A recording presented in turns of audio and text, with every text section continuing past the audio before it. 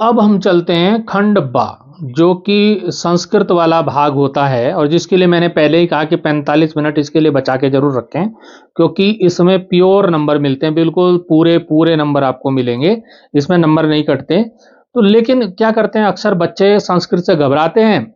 लेकिन लेकिन मैं ये कहूँगा कि अगर आपको गणित की तरह अंक प्राप्त करने हैं तो संस्कृत में ही मिल सकते हैं। इसका क्या है, सबसे पहले आता है एक गद्यांश।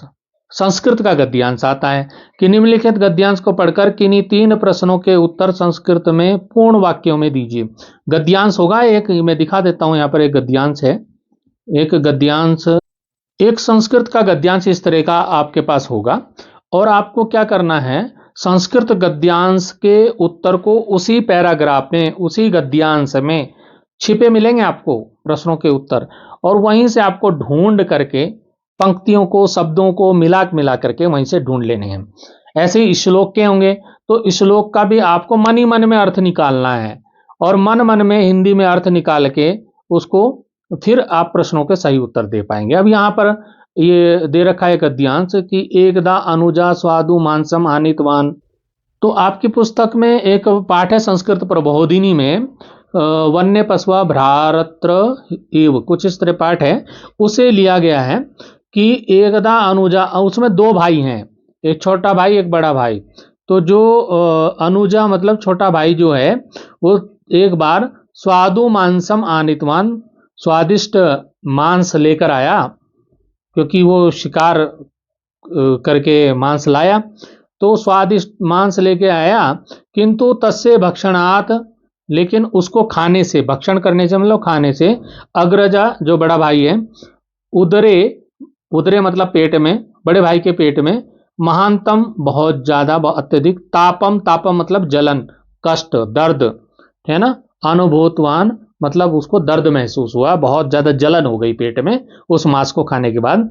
अचिरात एव तेन वमनम प्राप्तम अपि, और थोड़ी देर के बाद, थोड़ी देर में आदमी से वमनम भी हो गया। वमनम होता है उल्टी, उल्टियां होने लगी। तो अतः सा तस्मिन एव क्षणे, इसलिए उसने उसी क्षण से, उसी समय से, इतः परम मया मांसम भक्षणम ना करणीयम, कि अब मैं कभी भी मांस का भक्षण नहीं करूंगा, मतलब मांस नहीं खाऊंगा, मीट नहीं खाऊंगा।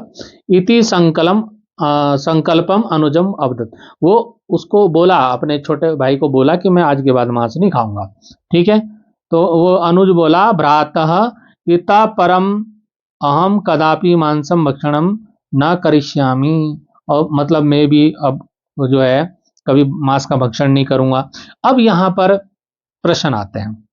पहला प्रश्न है, एकदा अनुजा के मानितवान, एक बार अनुज जो छोटा भाई है वो क्या लेके आया, पहली लाइन में दिया हुआ है, एकदा अनुजा स्वादु मांसम आनितवान, स्वादिष्ट मांस लेकर आया, यहीं से उत्तर मिल जाएगा, यहीं से लिखना है आपको। ठीक है, पूरे वाक्य में लिखना है, शॉर्टकट नहीं चलेगा यहाँ पे। ठीक है ना, अग्रजः तस्य भक्षणात् उदरे किम अनुभूतवान, मतलब जो बड़ा भाई था वो मांस खाने के बाद उसके पेट में क्या हुआ, तो यहीं पे है, तस्य भक्षणात् अग्रजा उदरे महानतम तापम अनुभूतवान, मतलब पेट में उसके बहुत दर्द होने लगा, जलन होने लगी।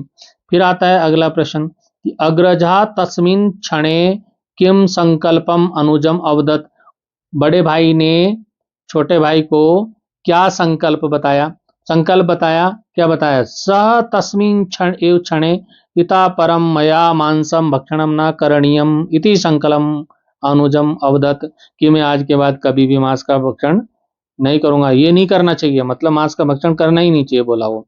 ठीक है ना, फिर आता है अगला, कदापि शब्द से अर्थ किम, कदापि शब्द का अर्थ क्या है, तो कदापि का शब्द होता है कभी भी, तो इसको आप लिख सकते हैं कदापि शब्द से अर्थ कभी भी इति अस्ति, इस तरह से आप लिख लेंगे। अब आपके पास आ जाता है श्लोक। तो निम्न श्लोक को पढ़कर किन्हीं 3 प्रश्नों के उत्तर आपको देने हैं। यहाँ पे भी 4 प्रश्न आपको मिलेंगे, उत्तर मैंने सामने ही लिख दिए हैं, पर मैं समझा देता हूं आपको। यहाँ पर दिया है, विपदी धैर्यम अभ्युदय क्षमा सदसी वाक्पटुता युधि विक्रम यस्सी च अभिरुचि व्यसनम श्रुतो प्रकृति सिद्धिम इदम ही महात्मा नाम। तो ये श्लोक है, तो इसका सिंपल सा अर्थ ये है कि विपत्ति, विपत्ति मतलब विपत्ति, विपत्ति मतलब मुसीबत में धैर्य काम आएगा, ठीक है ना। और अभ्युदय उन्नति में क्षमा। सदसी, सदसी, सदसी होता है सभा, सभा में वाक्पटुता बोलने की कला, चतुराई। और युद्धि, युद्ध में विक्रम, विक्रम मतलब वीरता, पराक्रम। और यशसी, यश में च अभिरुचि, व्यसनम अनुराग, अभिरुचि, व्यसनम श्रुतो। और जो है श्रुतो शास्त्रों का अध्ययन करने में रुचि, यश में अनुराग, और वेदों में, वेदों शास्त्रों के अध्ययन में रुचि। यह क्या प्रकृति इदम सिद्धम इदम ही महात्मा नाम।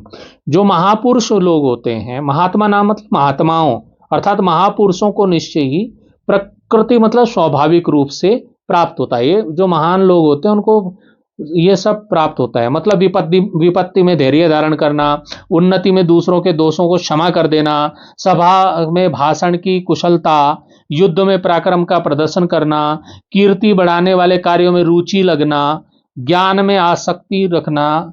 ये सब गुण किसमें होते हैं? महात्मा जो लोग होते हैं, महान लोग जो होते हैं, उनमें अपने आप होते हैं गुण, उनमें कोई डालता नहीं, अपने आप स्वतः होती हैं, ठीक है। तो अब यहां पर प्रश्न आता है अभ्युदय, अभ्युदय उन्नति को बोलते हैं, है ना। महात्मा नाम का भावना भवती, अभ्युदय महात्मा नाम का भावना भवती। तो इसका ये यहीं पे जब आप देखोगे अभ्युदय क्षमा, यहीं पे लिखा अभ्युदय क्षमा, तो अभ्युदय क्षमा ये भी लिख दोगे ना आप, तब भी उत्तर नंबर मिल जाएंगे आपको, है ना। तो क्या आपको अभ्युदय महात्मा नाम, ये यहीं से आप उत्तर देखो, यहीं से मिल रहा है अभ्युदय महात्मा नाम, अभ्युदय महात्मा नाम।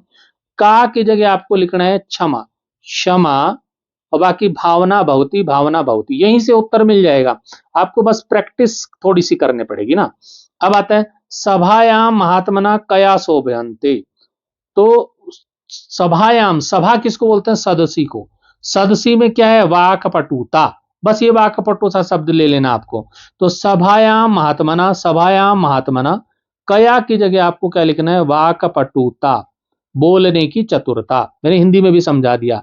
शोभन्ते, शोभन्ते यहीं से ले लिया आपने, बिल्कुल आसानी से हो जाएगा। फिर है महात्मा नाम कुत्र विशेष स्नेह भवती। महात्मा नाम, महात्मा नाम, महात्मा नाम यशसी अभिरुचि, यहीं से यशसी अभिरुचि व्यसनम श्रुतो लिखा है ना, श्रुतो व्यसनम स्नेह भवती, ये बस यही लिखना है। फिर आता है सदसी इत्यस्य का अर्थ, सदसी मैंने कहा सभा को बोलते हैं, सभा, तो इसको सदसी, सदसी इत्यस्य अर्था सभा में इति अस्ति, ठीक है, सभा में।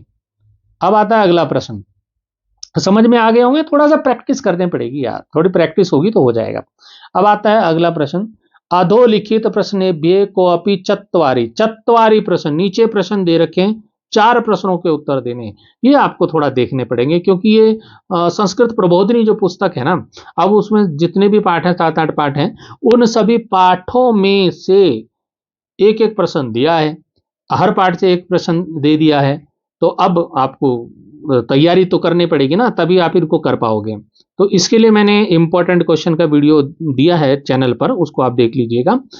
तो यहां पर पहला प्रश्न आता है, कहा मंदम मंदम स्तंभस्य आरोहणम आरब्धवान, कौन धीरे धीरे खंबे पर चढ़ रहा था, चढ़ना शुरू किया, किसने धीरे धीरे खंबे पे चढ़ना शुरू किया? लघुकाय मेंढक, जो सबसे छोटा मेंढक था उसने धीरे धीरे उस पर खंबे पे चढ़ना शुरू किया। लघुकाय मंडूका, मंडूक बोलते हैं मेंढक को, तो बस ये लिखना है लघुकाय मंडूका, ये याद रखना बस तुम, लघुकाय मंडूक, छोटा वाला मेंढक, ठीक है ना। बस लघुकाय मेंढक यहां लिख देना, अब लघुकाय मंडूक, और उसके बाद मंदम मंदम स्तंभ, ये पूरा उतार देना, यहां से यहां तक आगे पूरा उतार दिया हमने। बस ये चीज आपको नोट करनी है, लघुकाय मंडूका, बस बाकी तो प्रश्न ही है ये पूरा, ठीक है।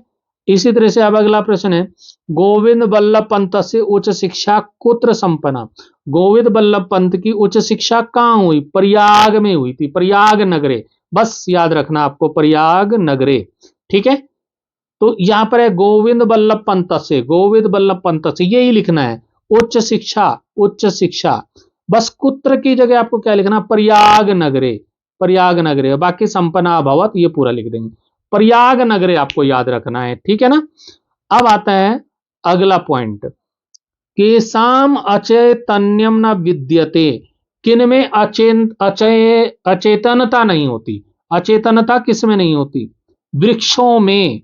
लोग कहते हैं ना वृक्षों में वो चेतनता नहीं होती। तो ये क्या है, वृक्षाणाम। आपको वृक्षाणाम नहीं लिखना शॉर्ट में, इसमें दे रखा है, आप ध्यान देखिए। बच्चे बार बार पूछ रहे मेरे से कि संस्कृत में सर पूरे वाक्य में उत्तर लिखना। हाँ जी भाई, पूरे वाक्य में लिखना है, ये लिखा है यहाँ पे, संस्कृत भाषायाम पूर्ण वाक्येन उत्तरत, पूरे वाक्य में उत्तर देना है। तो आप ये मैंने वृक्षाणाम लिख दिया, ऐसे नहीं लिखना है। आपको क्या लिखना है, केसाम की जगह वृक्षाणाम लिखना है, और फिर वृक्षाणाम लिख दिया, फिर ये अचैतन्यम न विद्यते, आगे लिखना है अचैतन्यम न विद्यते, इस तरह से पूरा करना पड़ेगा ना। मैंने तो सिर्फ वर्ड दिया है वो जो सही है, ठीक है ना। वैसे आप इसको भी लिख दोगे, नंबर मिल जाएंगे, लेकिन वो पूछ रहा है ना पूर्ण वाक्य, कुछ टीचर नहीं देंगे ना, कुछ टीचर तो कहेंगे पूरे वाक्य में नहीं लिखा, कुछ दे सकते हैं, मेरे जैसे तो दे देते हैं। जब मैं कॉपी चेक करने जाता हूं मैं तो दे देता हूं, है ना। लेकिन कुछ नहीं देते, कहते हैं पूरे वाक्य में नहीं लिखा।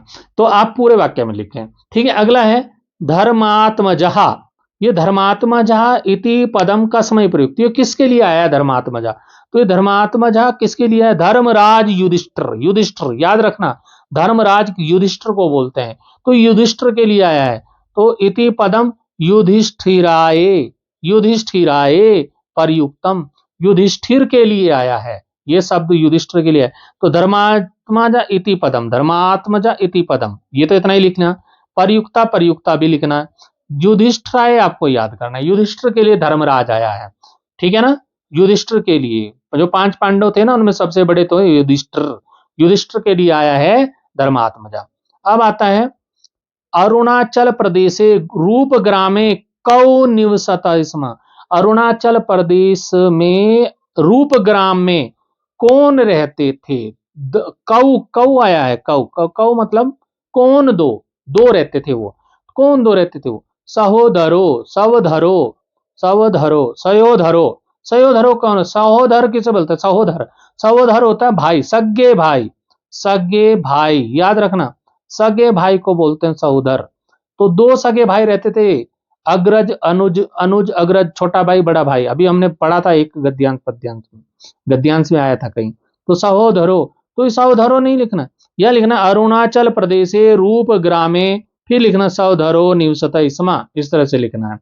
अब आता है अगला प्रश्न, प्रकृति समक्षम अद्यापि कह वामन कल्प अस्ति, प्रकृति के सामने, प्रकृति के सामने आज भी कौन वामन कल्प, बहुत छोटा बोना है, कुछ भी नहीं, बहुत छोटा है, कौन है, कौन है, मनुष्य है भाई। प्रकृति तो कुछ भी कर देती है, अभी भूकंप आ जाए सारे मर जाएंगे, दब जाएंगे, घर घुर टूट जाएंगे सब, है ना। प्रकृति के सामने, प्रकृति के सामने क्या है, मनुष्य छोटा है। तो प्रकृति सक्षम समक्षम अद्यापि मानव आ जाएगा, इसमें मानव याद रखना आपको, वामन कल्प अस्ति, बाकी तो सब क्वेश्चन से ही है, सिर्फ ये मानव शब्द मनुष्य है जो बौना है, छोटा है। तो ये अंतिम वाला जो प्रश्न है ना आपका, ये प्रकृति समक्षम वाला, ये उत्तराखंड जल प्रलय एक पार्ट है, उससे लिया गया है। उत्तराखंड में जल प्रलय आ गई थी, आपदा आ गई थी ना एक बार, बाढ़ आ गई थी, तो तब से कि तो उसके सामने कुछ नहीं है मनुष्य, जब बाढ़ आ जाती है ना उसके सामने कुछ नहीं, कुछ नहीं कर सकता मनुष्य, बहुत छोटा है उसके सामने। अब आता है प्रश्न, अगला प्रश्न है 15वां नंबर का, कि निम्नलिखित शब्दों में से 3 शब्दों को चुनकर संस्कृत वाक्यों में प्रयोग कीजिए। यहां पर शब्द दे रखे हैं, आपके शब्द दिए हुए हैं, देखो ये सब आपकी पुस्तक से हैं ये सारे शब्द, अंबोधा, पिबती, शिक्षक, अग्रज, कुत्र, मम, स्पर्धा, एकदा, मतलब इसमें से देखो आपको शब्द कितने दे रखे, 1 2 3 4 5 6 7 8, 8 शब्द दे रखे। किसी 3 ही वाक्य बनाने हैं, 3 शब्दों के, चाहे इसके इसके इसके 3 बना लो, किसी के भी 3 3 शब्दों को के बनाने, बस 3 वाक्य बनाने हैं 8 में से। तो आपके पेपर में 8 शब्द दिए गए हैं, तो लेकिन मैं आपके 8 के 8 बता रहा हूं आपको, आप उनमें से छांट लेना जो अपनी पसंद के 3 कौन कौन से आप कर सकते हो। बिल्कुल आसान छोटे छोटे वाक्य बनाने हैं, बड़े बनाने ही नहीं है। तो सबसे पहला जो हमारा शब्द है वो है अंबोधा। अंबोधा का मतलब होता है बादल या मेघ। ये भी लिखने की जरूरत नहीं है आपको, बादल मेघ लिखने की जरूरत नहीं है, मैं तो आपको समझाने के लिए बता रहा हूं अंबोधा। उसके आगे आपको वाक्य बनाना है, ये वाक्य भी लिखने की जरूरत नहीं, अंबोधा के आगे बराबर करके लिख दो आप, ठीक है ना। तो मैं तरीके से आपको बता रहा हूं। तो अंबोधा मतलब होता है बादल और मेघ। तो इसका वाक्य बनाना है, संस्कृत में बनाना है। कई बच्चे पूछ रहे थे हिंदी में बना सकते हैं, नहीं भाई, संस्कृत में बनाने हैं, है ना। अंबोधा आकाशे गर्जंती। अंबोधा, अंबोधा मतलब बादल, आकाशे आकाश में, गर्जंती मतलब गरजते हैं। या मैंने अर्थ भी दे दिया, बादल आकाश में गरजते हैं। ये अर्थ भी आपको वहां नहीं लिखना है, ये हिंदी वाला नहीं लिखना है, केवल ये संस्कृत वाला, बस इतना लिखना है, इतना इतना, ठीक है। तो बस इस तरह से आप समझ लीजिए। तो इसका ये आप टिप आपके लिए है कि अंबोधा जो है बहुवचन है, इसलिए क्रिया भी गर्जंती बहुवचन ही आएगी। ये चीज आपको ध्यान रखनी है। अब जैसे आता है पीबती। पीबती मतलब पीता है, पीबती मतलब पीना। तो ये सबसे आसान है। तो बालकः दुग्धम पीबती, बालक दूध पीता है। मतलब कहने का मतलब ये पीबती शब्द वाक्य में आ जाना चाहिए। और ये पीबती शब्द जब आप लिखोगे वाक्य में तो इसको काले पेन से लिखोगे, जो शब्द आया है उसको काले पेन से लिखोगे, पीबती शब्द को। अब आ गया शिक्षका। शिक्षका आया है, शिक्षका मतलब अध्यापक। तो शिक्षका छात्रान पाठयति, तो शिक्षक छात्रों को पढ़ाता है। हिंदी लिखने की जरूरत नहीं है, केवल संस्कृत लिखनी है। और जो ये पाठयति शब्द, ये शिक्षक शब्द है, जिसका हमने वाक्य प्रयोग करना है, उसको काले से लिखना है या अंडरलाइन कर देना, उसके नीचे लाइन लगा देनी है। इसी तरह से अगला शब्द है हमारा अग्रजः। अग्रजः होता है बड़ा भाई, ठीक है। अर्थ लिखने की जरूरत नहीं है, लेकिन आपके समझने के लिए है। वाक्य मम अग्रजः गृहम गच्छति, मेरा बड़ा भाई घर जाता है। तो अब यहां अग्रजा आया है, तो इस अग्रजा को आप अंडरलाइन कर देंगे, नीचे लाइन लगा देंगे, या फिर काले पेन से लिख दो, ज्यादा बढ़िया है, काले पेन से लिख दो मोटा सा, ठीक है ना, वो स्पेशल दिखाई देगा, बहुत अच्छा प्रभाव पड़ता है उससे। फिर आता है कुत्र। कुत्र मतलब कहां। तो वाक्य हो जाएगा तव पुस्तकम कुत्र अस्ति, तुम्हारी पुस्तक कहां है। बस कुत्र को आपको क्या करना है, काले से लिखना है या नीचे उसके लाइन लगा देनी है। अब आता है मम। मम मतलब होता है मेरा या मेरी। तो वाक्य हो गया मम विद्यालय विशालः अस्ति, मेरा विद्यालय विशाल है मतलब बड़ा है। तो इस मम को क्या करना है, अपने काला लिख लेना है, ठीक है। ऐसे ही आता है अगला स्पर्धा। स्पर्धा होता है प्रतियोगिता। वाक्य हो जाएगा अद्य विद्यालय धावनम स्पर्धा अस्ति, आज विद्यालय में दौड़ प्रतियोगिता है। तो इसको, स्पर्धा को आपको क्या करना है, काले से लिखना है या उसके नीचे लाइन लगा देनी है। अब ऐसे ही आता है एकदा। एकदा होता है एक बार। वाक्य बना देंगे एकदा सह अत्र गच्छति, एक बार वह यहां आया था। अब क्या है, एकदा सह अत्र आगच्छत। आगच्छत मतलब ये भूतकाल में हो गया, आया था, ठीक है ना। तो अब ये क्या हो जाएगा, एकदा को आपको अंडरलाइन कर लेना है। अब चलते हैं अगले प्रश्न पे। 16वां प्रश्न है निर्देशानुसार हम प्रश्नों के उत्तर देने हैं, विकल्प दिए हैं, चार्ट के लिखना है। अब यहाँ पे पहला आता है महात्मा अस्मिन पदे समासम प्रयुक्तम अस्ति। कौन सा समास आया महात्मा में, तो यहाँ पर कर्मधारय समास आया है। क्यों आया है, क्योंकि महात्मा का जब हम समास विग्रह करते हैं तो हम करते हैं महान, महान असो आत्मा, महान असौ आत्मा, या आप हिंदी में करते हैं महान है जो आत्मा, तो उसे महात्मा बोलते हैं। और जब विशेषण और विशेष्य, विशेषण और विशेष्य का संबंध होता है तो वहां कर्मधारय समास होता है। तो यह कर्मधारय समास हो जाएगा। अगला इसमें है कि रेखांकित कारक अस्ति, रेखांकित में कारक बताना है।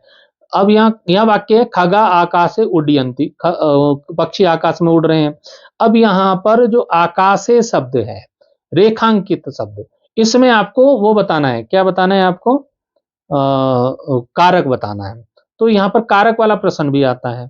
तो यहाँ पर जो है आपको विभक्ति और जो कारक है, कारक उनके चिन्ह आपको याद होने चाहिए, वो बहुत जरूरी है।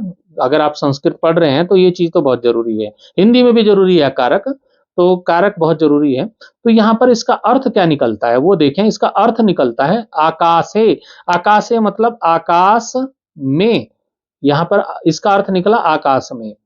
अब में जो चिन्ह है वो किस में आता है? कर्ता के साथ ने, कर्ता ने कर्म को करण से संप्रदान के लिए अपादान से अलग होने के अर्थ में संबंध का के की, ठीक है। तो अधिकरण एक कारक है जिसमें में आता है, तो में या पर जिसमें आता है वो है अधिकरण कारक। तो ये इसका उत्तर हो जाएगा। अब यहां पर आता है अगला कि नदी शब्द से तृतीया विभक्ते बहुवचन से रूपम अस्ति। नदी शब्द के शब्द रूप आते हैं, शब्द रूप, धातु रूप। तो शब्द रूप में नदी शब्द का जो तृतीया विभक्ति, जब बहुवचन हम लिखेंगे तो संस्कृत में बहुवचन के तृतीया विभक्ति में अक्सर जो है भी शब्द आखिर में लगा होता है, अक्सर ये देखा जाता है। तो यहां पर नदी भी, इसमें आया भी, तो यहां पर ये नदी भी क्या हो जाएगा? ये बहुवचन हो जाएगा, तृतीया विभक्ति का बहुवचन। और जब आप उत्तर लिखेंगे तो उत्तर आप ध्यान दें कि जब आप उत्तर लिख रहे हैं, जैसे कि ये गा का कौन सा सही है? ये चौथे वाला सही है। तो ये यही नहीं लिखना है, आप उसमें आगे नदी भी लिखें, आपके पास समय होगा पर्याप्त तो ये भी जरूर लिखें, तो ये ज्यादा अच्छा रहेगा। अब बच्चों हमारा अगला प्रश्न आता है, लट लकार उत्तम पुरुष रूपम लिखत, मतलब उसका कौन सा रूप होएगा इनमें से? तो उत्तर तो मैं डायरेक्ट आपको बता देता हूं, पठामी है इसका उत्तर। अब क्यों है ये पठामी? पठामी इसका उत्तर हो जाएगा, लेकिन कैसे है ये चीज आपको ध्यान रखना है कि जो आपने पढ़ा होगा कि प्रथम पुरुष, मध्यम पुरुष, उत्तम पुरुष, ऐसे आप अंग्रेजी में पढ़ते हैं first person, second person, third person, ऐसे ही ये भी है। तो जो प्रथम पुरुष जो है, जो प्रथम पुरुष है उसमें तो ती आता है, ये लास्ट में क्या आता है? ती, ये प्रथम पुरुष में आता है, ठीक है। मध्यम पुरुष में आता है सी। सी किस में आएगा? मध्यम पुरुष। अगर मध्यम पुरुष लिखा होता तो सी वाला सही होता। और क्योंकि हमारा है उत्तम पुरुष, तो उत्तम पुरुष में आता है मी। मी आता है उत्तम पुरुष में, यह चीज आपको ध्यान रखना है। प्रथम पुरुष में ती, द्वितीय पुरुष यानी कि मध्यम पुरुष में सी, और जिसको आप सेकंड पर्सन बोलते हैं, और उत्तम पुरुष में मी लास्ट में आया। तो इसका सही उत्तर क्या है? पठामी है। तो ये चीज आपको ध्यान रखना है कि में जहां होगा, में का जिसको आप अंग्रेजी में आई बोलते हैं, में का जब होगा तो वहां पे होगा पठामी, अहम पठामी, अहम के साथ मैं का अहम होता है, ठीक है। और यदि तुम के लिए आया, जिसको आप अंग्रेजी में बोलते हैं यू, तो उसके लिए मध्यम पुरुष, उसे बोलते हैं हम सेकंड पर्सन, तो मध्यम पुरुष का क्या हो जाएगा? पठसी, वहां पे आएगा पठसी, ठीक है, सी आएगा। और जब बात करेंगे उत्तम पुरुष की, तो उत्तम पुरुष में वह, जैसे कि ही, सी, इट, इस तरह के आता है, तो उसमें पठती होगा, ठीक है। तो ये चीज आप समझें, इसमें बच्चे बहुत गलती करते हैं। तो ये पठामी इसका सही उत्तर है, क्योंकि उत्तम पुरुष है। अब हमारा अगला प्रश्न आता है कि मनः रथा अत्र संधि भवति। मनः रथा, मनः मन, और यहां पे भी विसर्ग है, यहां पे भी विसर्ग है। तो ये जो पहले वाला विसर्ग है मनः का, ये क्या हो जाएगा? मनो हो जाएगा। और दूसरे वाले का रथ का रथ रहेगा और विसर्ग, मनोरथ, ये बनेगा इसका। तो ये वाला सही है, ठीक है। अब हमारे पास एक और प्रश्न निकल के आता है कि रामः विद्यालयम गमिष्यति, गमिष्यति अस्मिन् वाक्ये प्रयुक्त लकारः अस्ति। इसमें लकार कौन सा है? अब यहां पे भी कुछ बच्चे जो है गलतियां कर जाते हैं।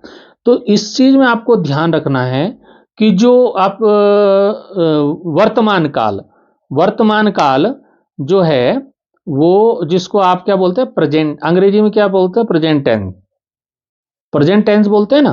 तो वो वर्तमान काल होता है लट लकार, ठीक है, लट लकार बोलते हैं उसे, ठीक है। अब और एक होता है भविष्य काल, जिसको आप अंग्रेजी में बोलते हैं फ्यूचर। फ्यूचर है ना। तो फ्यूचर क्या हो गया, भविष्य। तो भविष्य को बोलते हैं लिट लकार, लिट लकार, ये होता है भविष्य काल। ठीक है, ये चीज आप ध्यान रख लेंगे कि अब इसका ध्यान रखना, जिस भी क्रिया के जिस भी क्रिया के बीच में श या आधा स और या लगा है वो भविष्य काल होगी। जैसे कि अंग्रेजी में होता है ना, cell, cell will, cell be, will be, कुछ इस तरह से भविष्य का हो जाता है, सेल और विल भविष्य के हो जाते हैं। इस तरह से यहां पे भी क्या हो जाएगा कि जहां आधा श, पेट पर ये वाला श और या होगा वहां पर भविष्य काल होगा। अब यहां पर देखिए, इसमें श और या आया, देख लीजिए जरा गौर से देखिए, यहां पर क्या आया है, श, आधा श और या आया है क्रिया में। ठीक है ना।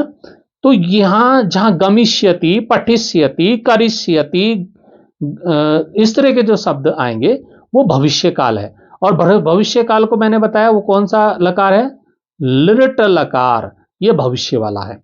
तो यहां पर कौन सा उत्तर सही हो जाएगा, यहां पर ये वाला उत्तर सही होगा, लिट लकार इसका उत्तर सही होगा। तो ध्यान रखें, अदश और या जो लगा है वो क्या होता है, भविष्य काल होता है। और यदि यहां पर ये नहीं होता, गच्छति होता है, यहां पर गच्छति, तो ये ती है, ती वाला वो कौन सा होता, लट लकार होता। तो ये ध्यान रखें कि ती वाला आपका लट लकार होगा और अदश्य वाला आपका लिट लकार होगा।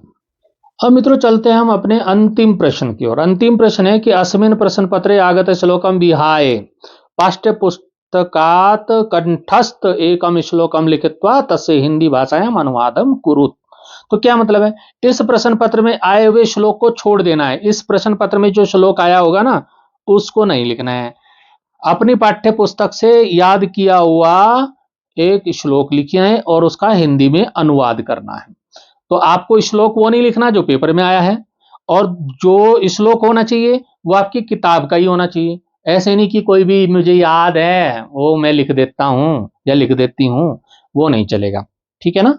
श्लोक वही होना चाहिए जो आपकी संस्कृत प्रबोधिनी की पुस्तक में है, जो आपकी हिंदी के साथ संस्कृत की पुस्तक लगाई गई है उसमें जो है वो आपको लिखना है। तो मैं यहाँ कुछ उदाहरण, दो श्लोक आपको याद करने को दे रहा हूं, इन दो को याद कर लीजिएगा, बस आपका नैया पार।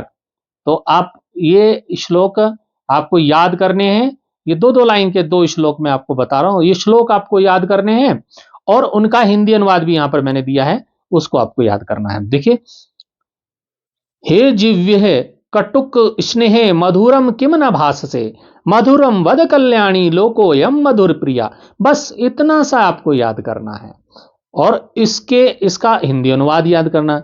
हे कटुता को स्नेह करने वाली जीभ, तू मधुर क्यों नहीं बोलती है, हे कल्याण करने वाली मधुर वचन बोल, क्योंकि यह संसार मधुरता को प्रेम करने वाला है। बस ये आपको याद करना है। एक ये श्लोक, एक दूसरा श्लोक, मैंने ये दो लाइन का ही मैंने दिया है, इसको आप याद कर लेना। यस्य कृत्यम न जानन्ति मंत्रम व मंत्रितम प्रे, कृतम एवास्य जानन्ति स वे पंडित उच्चयते। अर्थ है, जिसके कार्य के विचार को अथवा विचारे गए को निश्चय करने के पश्चात नहीं जानते हैं, इसके कार्य को ही जानते हैं, वह लोगों द्वारा विद्वान कहलाता है। बस ये दो श्लोक आप तैयार कर लें, याद कर लें इनको। ठीक है, प्रैक्टिस कर लें, थोड़ा सा कंठस्थ करना है, मतलब याद करना है, रटना पड़ेगा थोड़ा सा ना, तो बाकी हो जाएगा, अच्छे नंबर आ जाएंगे आपको।